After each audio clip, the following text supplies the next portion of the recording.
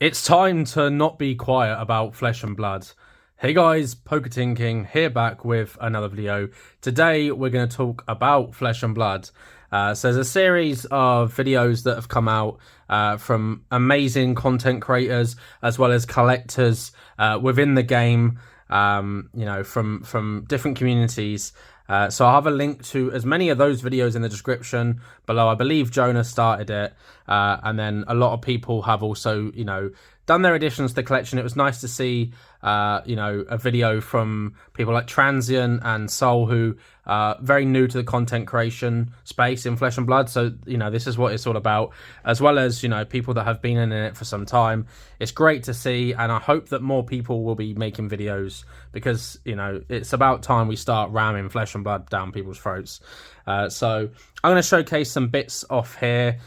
So we're going to go through, we've got a top loader binder here with some of my favorite bits that are PCG slabs because Beckett slabs don't fit in there. So sorry about the glare. PCG slabs, especially, and Beckett as well, there's a lot of glare. Once the graded bits are gone, there shouldn't be any more glare. But here we've got, it's a pretty nice first page, to be honest. We've got a 9.5, 9.5, 9.5 and 8.5. So this is the Tectonic Plating from Alpha, Mask of Momentum, which you might have seen in my returns. We got a Quad Plus 9.5 Crown of Providence Cold 4, which is really nice. Diadem of Stream State. Then we got Robe of Rapture. We've got Pop 2 Sigil of Solace. So there was only 2 of these in 9.5 at PCG. Last time I checked Pot Report, it was the only one, I believe, that was graded 9.5 at Worlds. It's got the Worlds label there. A couple of these have. This is my Gorganian Tome Rainbow Foil. It's just unlimited, but I got it signed by James White at Worlds with the Worlds logo. It's a card, something that's going to be in my collection forever. You will have to dig my body up and drag this out of my corpse. We got a 9.5 Channel 8 Frigid Alt art, which I think is top 3 best arts for any card ever in any card game. And if you don't have one of these, are you really collecting, fab? Then we've got a couple other random bits here. We've got a Marvel here, which is the Arcane Jaw of Ravages. I'll get the Marvel out to show the other side of it. Very nice. And then we've got a couple of other, we've got a PCG 10, which is Norrin Robe Cold Foil, and we got Barkbone Strap In, Helm of Eisen's Peak. There's a lot of stories for a lot of these cards, and I think that's really what makes this hobby so amazing, because I can remember all of these cards. I can remember getting them. Tectonic Plating was a PSA card. I was bidding against a friend, Transient. He backed out. I won it. I cracked it, and it graded. The Mask of Momentum was a card that I wanted for so long, and it was, a fantastic, sort of experience to be able to pick that up. Then you've got, obviously, Worlds. This is fond memories of Worlds, these cards here. Then I picked this up at the Liverpool Call-In. As well as this, I got this from Mox, and then I graded it, and it was raw, and I got back the 9.5. And then we've got some pretty cards here. We've got some dragons. We got Emperor Rapture and Tiger Stripe Shuko. So this is the binder. I don't want to put too much in it because it kind of like fills up too much. We'll go through a non-graded binder now. We'll kind of do a mix through as we're going. But when I got into this is Alpha. Let's see how I'm going to be able to display this. Let's have a look, because this is shiny AF. Let's have a look. The lighting I've got is like really good, but like it's pretty bright. So we'll go through some bits here. This is non-complete. This is not as impressive as some people's Alpha collections. This is just Alpha. If I've got the foil, I put it in front, like I have here, and then I just put the normal behind. I've just skipped a page there. But yeah, this is pretty much, I'll be going through this while I'm talking, so I won't really be talking too much about this. But I got into Flesh and Blood back in 2020. So a lot of people, I think, I was quite quiet when I first got in. I was making my videos, but I was mostly doing openings. So it was, a little bit. I wasn't I was collecting, but I wasn't sort of loud about it. I was sort of very private.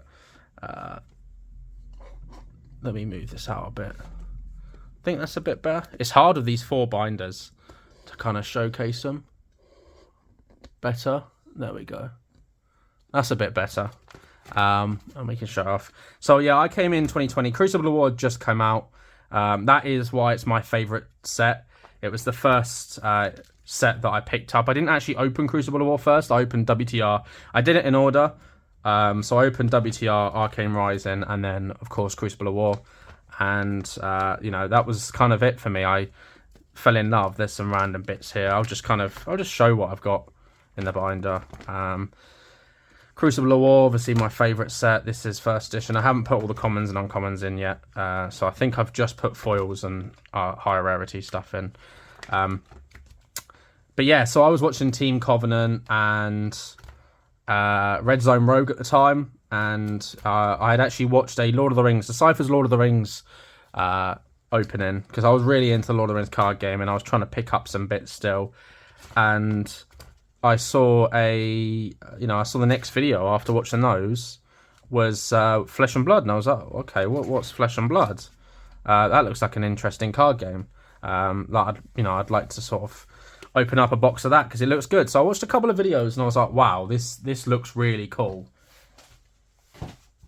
This looks like Magic. If I could actually get into it, because I never really got into Magic. I really struggled to get into Magic over the years. And kind of, Flesh and Blood was really the one that, that fantasy aspect of it, that I could really enjoy. So it was, it was great. And I was collecting, I didn't play at the time. I never learned to play.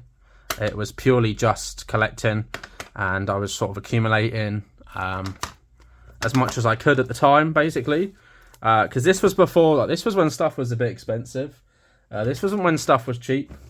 So this was like during the hype and stuff was going mental.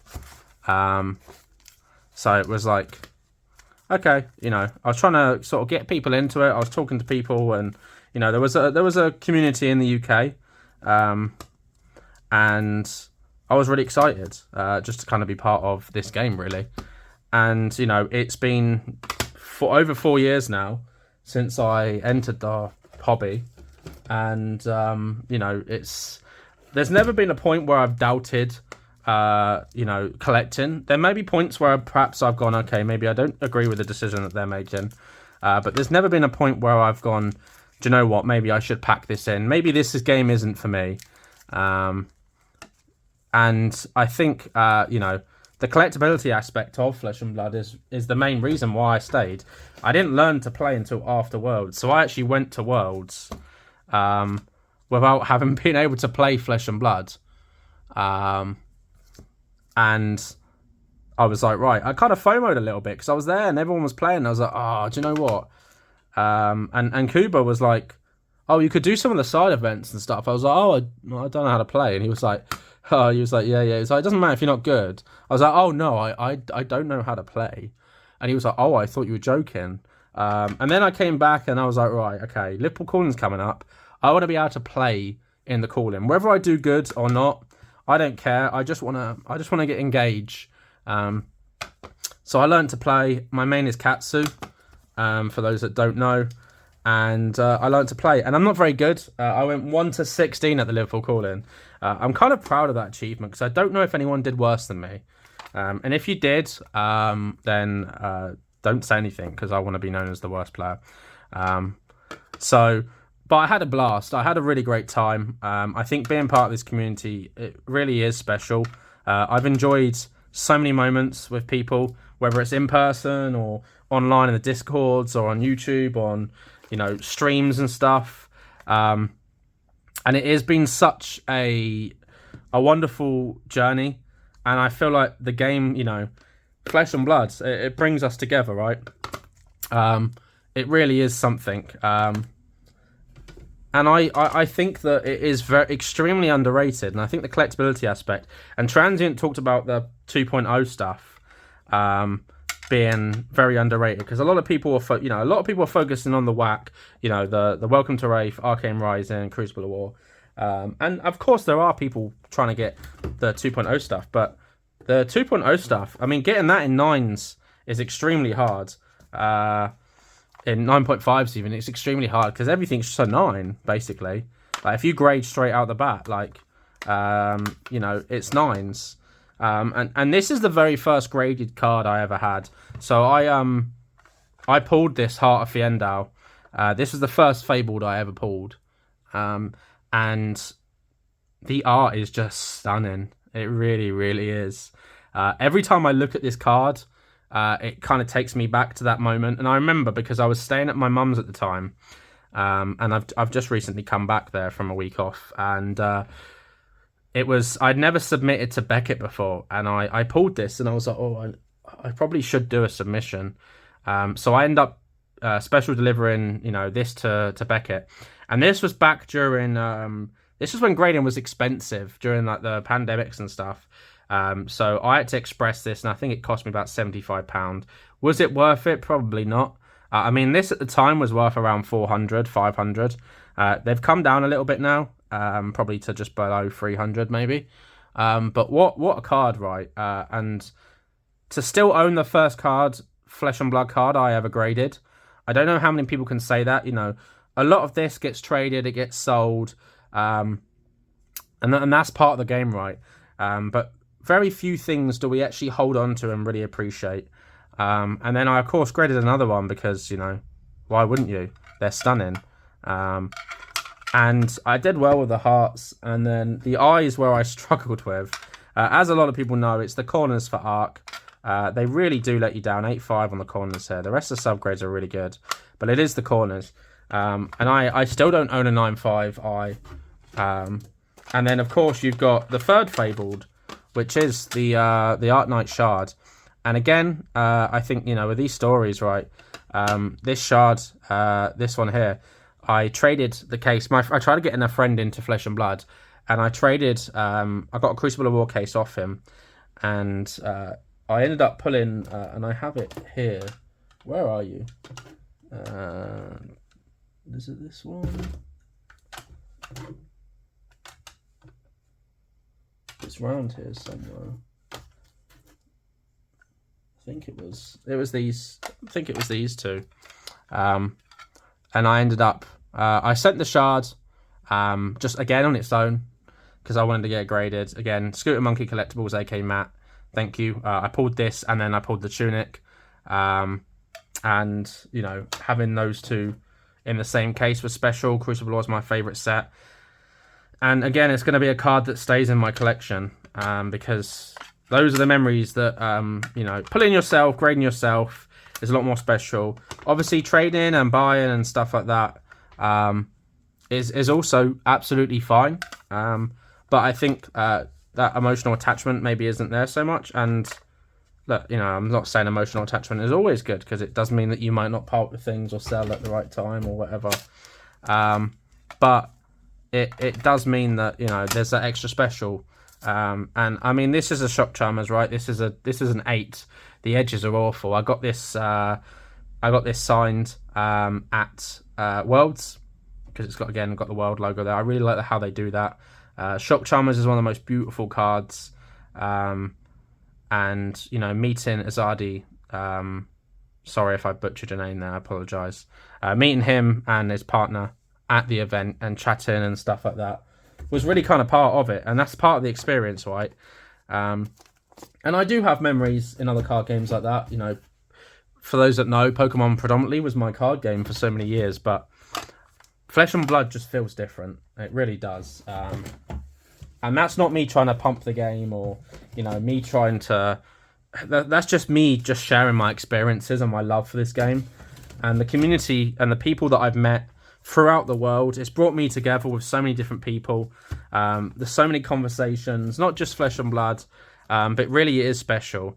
And I can't wait to see more people enjoy, experience, love, play, collect, you know, whatever it is, this game, and create new memories as well, because I feel like this game, again, as I've said before, is extremely underrated. Not enough people know about it, or there's a lot of people that do, but they kind of go, they're a bit worried that maybe they tie it together with Kickstarter card games, but as we know, it's not a Kickstarter card game. And then we've got another one here, obviously, is the pink polo pop collar. Again, meeting James White, getting this at the time, we didn't know that these were going to be a thing at all. And, lining up for this and, meeting people, sitting down, chatting to them, was, again, another experience. Someone had recognized me from a video. And then again, another card that I really like, because we just have to have it in. I need to get a CGC one next, maybe. Maybe I'll crack this and get a CGC 15.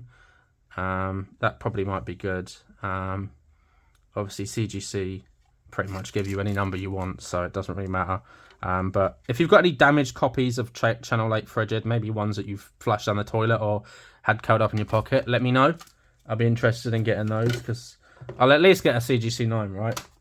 And then, the cards that sort of my favourite, really, I'd say, in this collection are Tunics. This is the art that I really did kind of resonate with and fell in love with. The colours, everything about it.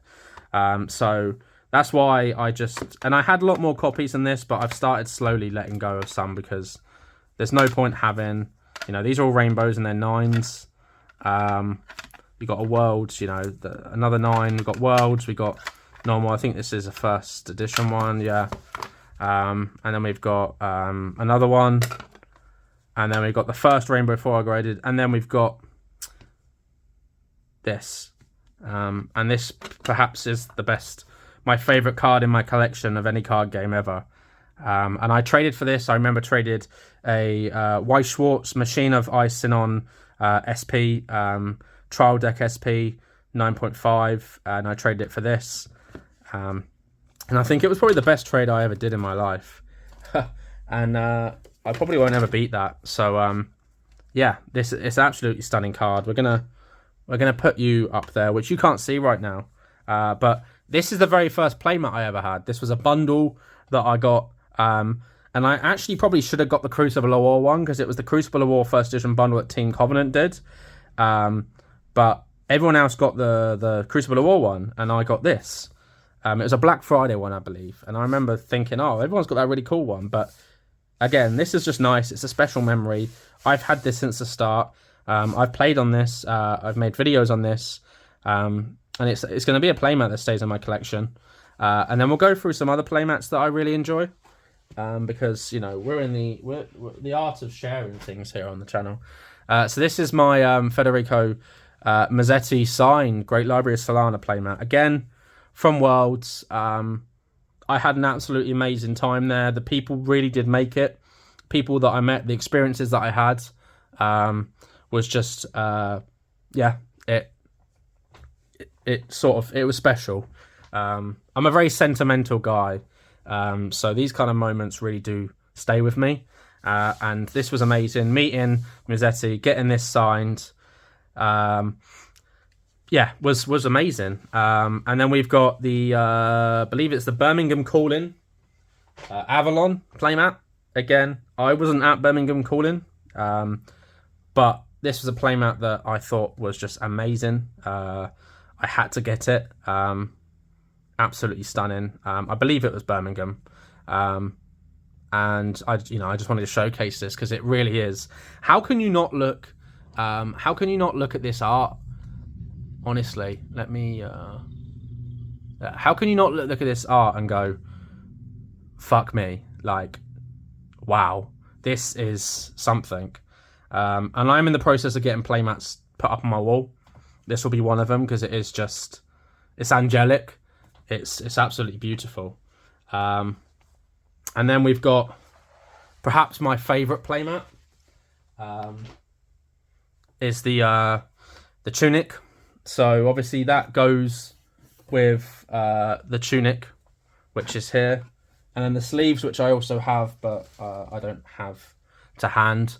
So this was the Road to National stuff back in 2020, I believe. You had the playmat, you had the sleeves, and you had the promo. And having all three was one that I, really wanted to make something, make this a goal of mine to get, right. It's not like a out there, because I got the most expensive one first, and then it was a case of like, well, the sleeves I got a couple of packs of the sleeves now, and then I had to get this playmat again. This was amazing. I believe a couple of the guys from the Discord, including Tyler picked this up for me.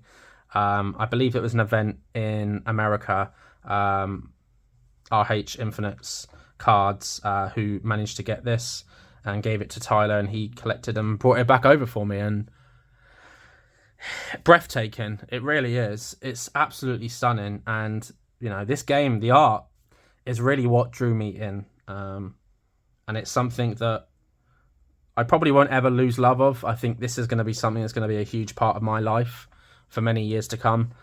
This isn't just a game for me. It's a lot more than that. It's something that I play, collect, enjoy, invest at times. And, it's a big part of it. And the final things I kind of want to show was something a little bit different, something you don't really see very often. And something that's been such an integral part of the journey here through so many of us on Flesh and Blood. And that's armories. Armories are a very special part, because that is, potentially how a lot of us got our first playmat, got our first cold foil, our first promos, maybe the first time we met people and played in the Flesh and Blood. And I think armories are such an important part, and it's so special the way that the Flesh and Blood do these. So these are armory kits. So this is the Uprising one. So you've got two different playmats in here. You've got promos, you've got posters and stuff inside. And then this is the Rhinar versus Dorinthia, the classic battles, as you can see there. These are fully sealed in their plastics. So we've got the June Armory kit there. And then I believe, is there another? This was sometime in 21, whenever Uprising came out. I can't remember the exact dates, but these are something a little bit different. You don't often see these sealed. I acquired these a few years back, and I think these are going to be something that I probably won't ever open for a long time. Maybe in the future, maybe me and a couple of friends will crack one of these, have our own armory at home, maybe do a draft and kind of just enjoy. And I think that's the big part, right? It is to be done in the Flesh and Blood, and that's what makes it special. So thank you for watching 23 minutes of me talking absolute shit, as always. I really do appreciate it. We've hit over 5,500 subscribers. We had a record month in June that has just gone, well, we're still in June, for views. I think we're close to like 20,000 views this month. Honestly, I couldn't be happier to be part of this game, and I think we need to start being a little bit louder. We're seeing a lot of games coming out. You see a lot of the hype with Star Wars, One Piece, with Lorcana, Sorcery, but Flesh and Blood is one that has stood the test so far of 5 years, which is monumental. We had the 14th set, we've had Japanese, we've got 5-6 languages now. The next set looks to be amazing. The artwork already looks fantastic. And, this is just, honestly, the most amazing card game ever made. And LSS have smashed it. James White and co have smashed it. And I hope that, in 5 years' time, I can still be making content about this game. Excited to see what happens. And, maybe in 5 years we'll have a spoiler for a set. Who knows? But thank you all for watching. As always, please comment, like, subscribe. Please check out the links in the description below for all the guys that have also partaked in this trend. They've done some amazing stuff. They have got some absolutely chef's kiss stuff. Honestly, it really is special. And I hope you all have a great day.